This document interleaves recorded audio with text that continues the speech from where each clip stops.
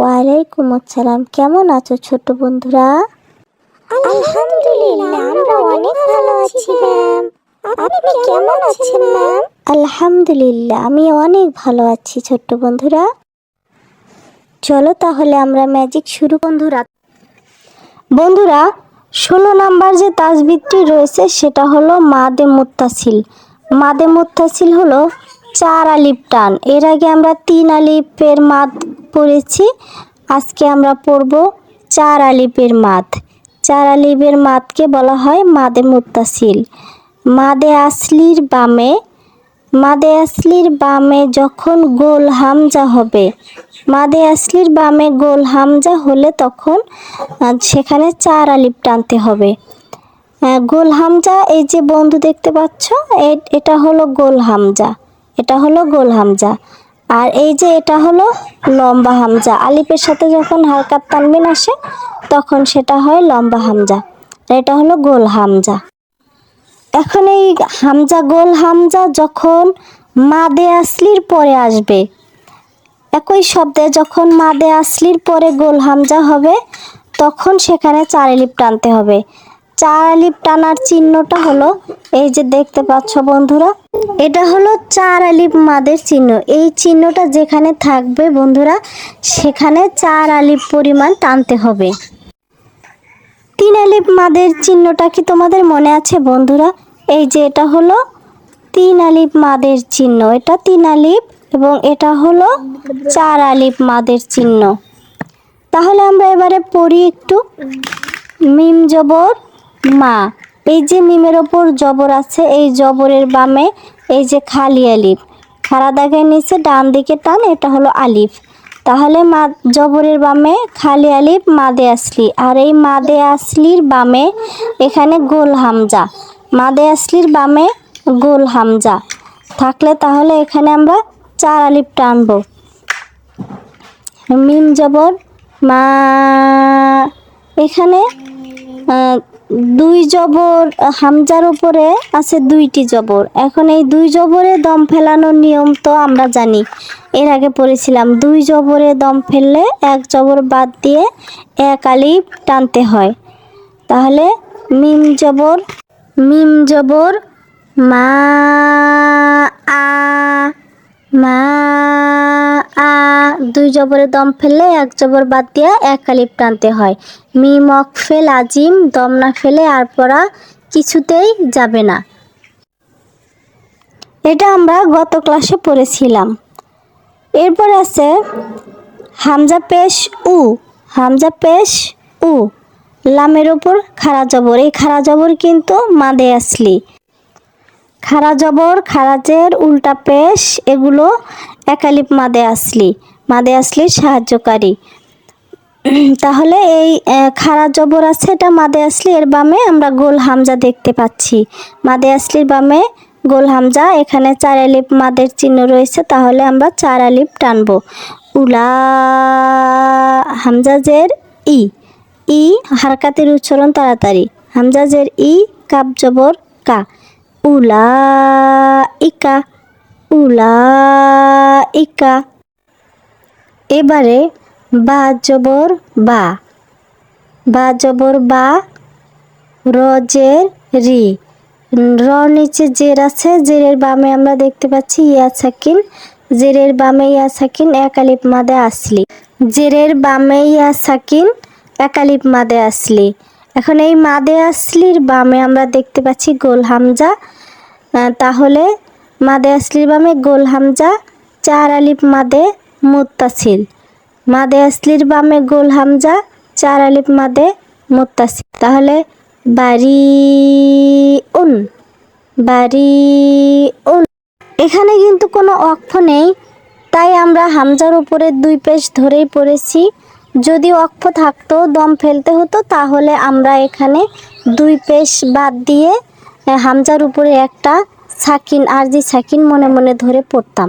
শিন পেশ সু, হা জবর হা, দাল জবর দা। এই যে জবর, জবরের বামে আছে খালি আলিফ, 1 আলিফ মাদে আসলি। এই মাদে আসলির বামে, জবরের বামে খালি আলিফ হলে মাদে আসলি, মাদে আসলির বামে আমরা দেখতে পাচ্ছি গোল হামজা। তাহলে মাদে আসলির বামে গোল হামজা, 4 আলিফ মাদে মুত্তাসিল, 4 আলিফ মাদে মুত্তাসিল। শুহাদা আ, হামজা খারা জবর আ, হামজার সাথে মাদ হলে 1 আলিফ মাদে বাদল। বা জবর বা, জবরের বামে আছে খালি আলিফ, জবরের বামে খালি আলিফ মাদে আসলি, আর এই মাদে আসলির বামে আছে গোল হামজা। আ বা, তাহলে এখানে বা আমরা 4 আলিফ টানবো। এই যে 4 আলিফ টানার চিহ্ন, 4 আলিফ টানার চিহ্ন রয়েছে, এই চিহ্নটা থাকলে 4 আলিফ টানতে হবে। তাহলে হামজা জের ই, কাপেশ কু, কু লাগবে মিমের সাথে, কুম, আ বা ইকুম। চিম জবর যা, জবরের বামে খালি আলিফ, জবরের বামে খালি আলিফ, 1 আলিফ মাদে আসলি, মাদে আসলির বামে গোল হামজা, 4 আলিফ মাদে মুত্তাসিল। এই যে 4 আলিফ টানার চিহ্ন, তাহলে যা আ, সিন পেশ সু, পেশের বামে সিনের উপর পেশ আছে, পেশের বামে ওয়াও সাকিন, পেশের বামে ওয়াও সাকিন, 1 আলিফ মাদে আসলি, মাদে আসলির বামে গোল হামজা, 4 আলিফ মাদে মুত্তাসিল, হামজা জবর আ, সু আ। এরপর 17 নম্বরে যে তাজবিদটি রয়েছে সেটা হলো সিফাতে সাদিদা। সিফাতে সাদিদা, হামজা সিফাতে সাদিদা, আওয়াজ শক্তভাবে বন্ধ করে সাদিদা। তাহলে আমরা পড়ে দেখি কিভাবে সাদিদা আওয়াজ শক্তভাবে বন্ধ করে।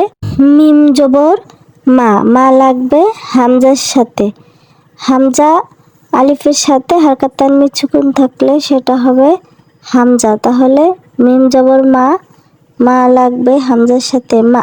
মিম জবর মা, মা লাগবে হামজার সাথে মা, মা লাগবে হামজার সাথে মা।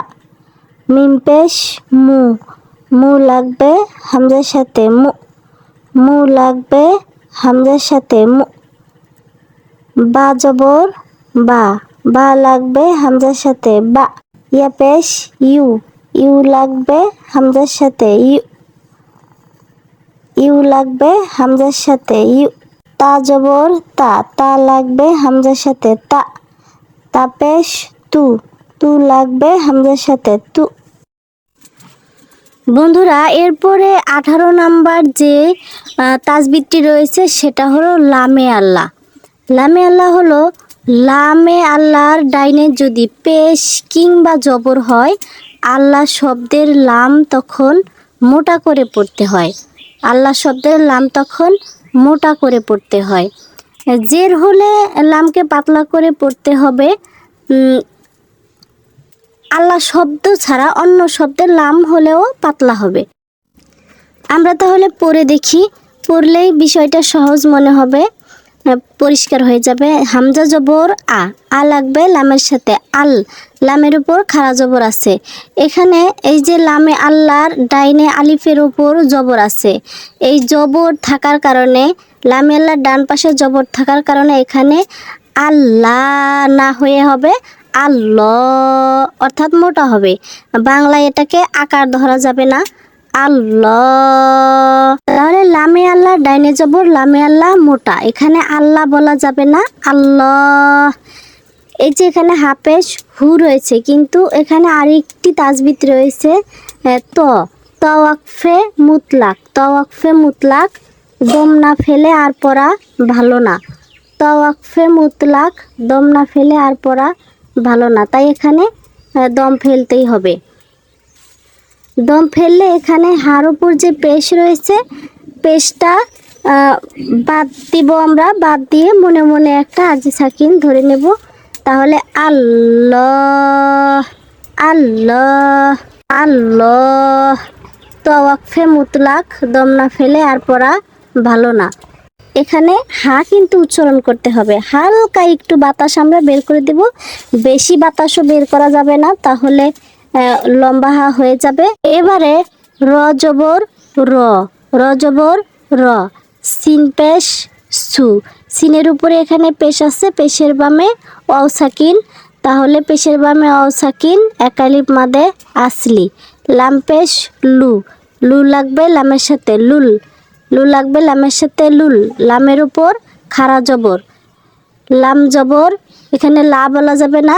লামে আল্লাহর ডাইনে পেশ রয়েছে, এখানে বলতে হবে ল।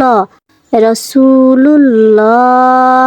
হাজের হি, কিন্তু এখানে হার যেটাকে বাদ দিয়ে আমরা মনে মনে একটা সাকিন ধরবো, আরজি সাকিন। রসুলুল্লাহ। এখানে তওয়াকফে মুতলাক, দম না ফেলে আর পড়া ভালো না। তওয়াকফে মুতলাক, দম না ফেলে আর পড়া ভালো না। হামজা জবর আ, হামজা জবর আ, আ লাগবে লামের সাথে আল, লামের ওপর খাড়া জবর।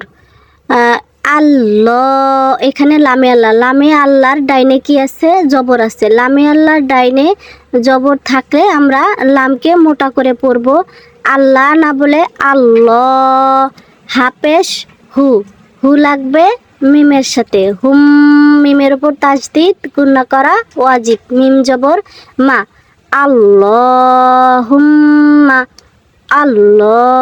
আল্লাহুম্মা।